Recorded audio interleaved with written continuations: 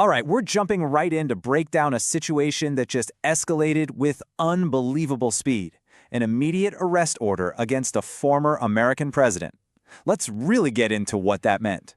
Yeah, the news hit like a thunderclap. That's literally how sources on the inside described the moment the order dropped. This wasn't some distant legal problem down the road. No, this was an immediate, five-alarm crisis that sent shockwaves through the entire political world.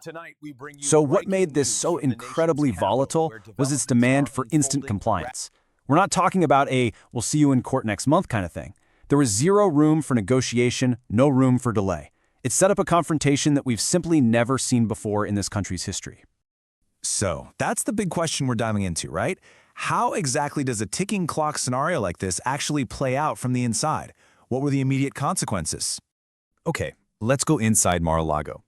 The initial reaction was what sources called controlled chaos. The news had just landed like a bombshell, and a very, very high-stakes countdown had officially begun. For someone so used to controlling the narrative, the suddenness of it all was, well, jarring. Advisors were just frantically reviewing every single word of the court documents because they knew any misstep, and I mean any perceived misstep, even a slight delay in communication, could trigger immediate enforcement. And you can just see how the impact immediately cascaded outwards. While the legal team was in total damage control mode, Republican leaders had to make this split-second calculation. Do we show support, or do we create some distance? And all the while, the media, of course, just erupted into an absolute frenzy. So with the entire world watching, the focus shifted really fast. How do you respond publicly when you are legally cornered in real time? This slide really shows the incredible tightrope they had to walk. On one hand, the public statement was pure defiance, framing the whole thing as a political attack to energize the base. But on the other hand, it was so carefully worded to avoid anything that could be seen as direct defiance of the court, because that could have triggered even faster enforcement. It was a massive legal and political gamble, all rolled into one. And this intense pressure immediately exposed a deep fracture inside the Republican Party.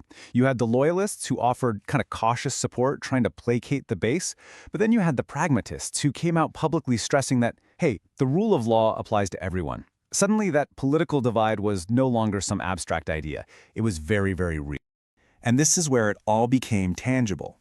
The crisis moved from words on paper to the real world, as federal agents actually began carrying out their duties.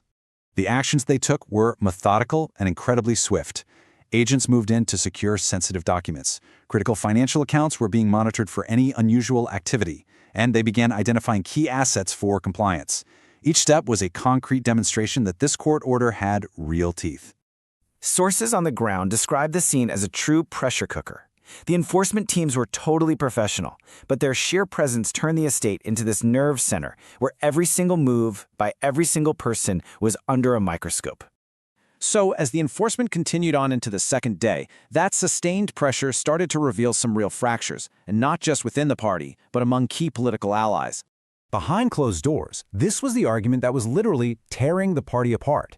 You had one side pushing for a full-throated public defense to show strength. But the other side was insisting that the rule of law had to come first, even if that meant distancing themselves from their party's central figure. So, what was the countermove to all this? Escalation. Trump's team ramped up their public messaging, delivering these really forceful statements across social media and through the press, doubling down hard on the narrative that this was nothing more than a political hit job. And what this all amounted to was this incredible convergence of pressure from every possible direction. You had the legal pressure from the active enforcement. You had the political pressure from a fracturing party. You had the public pressure from nonstop media scrutiny. And on top of it all, the immense personal pressure of navigating this whole thing in real time. It was a crisis on every conceivable front. And it all leads to this one huge question. This was so much more than just a legal battle. It was a fundamental test of power, of accountability, and of the rule of law itself. It really leaves you wondering, in a historic test like this, what actually happens when the clock runs